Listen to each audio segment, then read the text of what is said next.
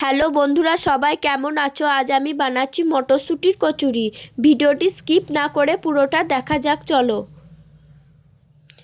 প্রথমে মটরশুঁটিগুলো একে একে সবগুলো ছাড়িয়ে নেব।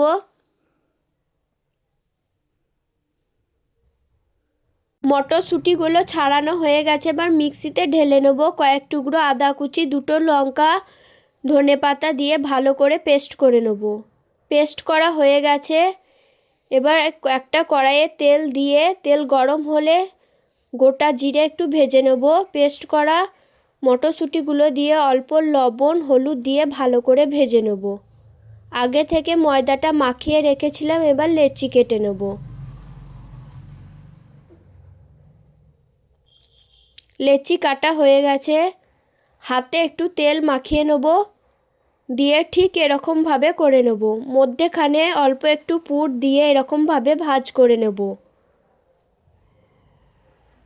ঠিক এরকমভাবে করে নিতে হবে।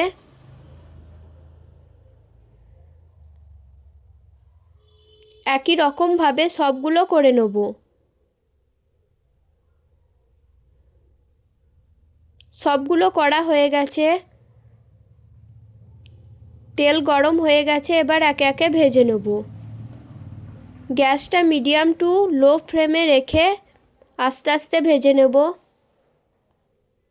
একটু উল্টে পাল্টে লালচে লালচে করে ভেজে নেব।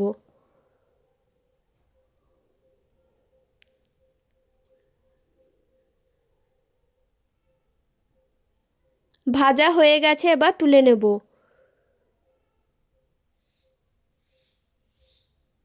উপর থেকে লবণ আর গোলমরিচ গুঁড়ো ছিটিয়ে দেব, তাহলে খেতে খুব সুন্দর লাগবে। খুব সুন্দর হয়েছে, দেখতেই পাচ্ছ।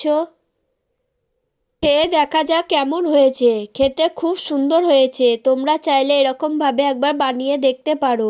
ভিডিওটি ভালো লাগলে লাইক কমেন্ট শেয়ার করে দেবে। ভালো থাকবে, বাই।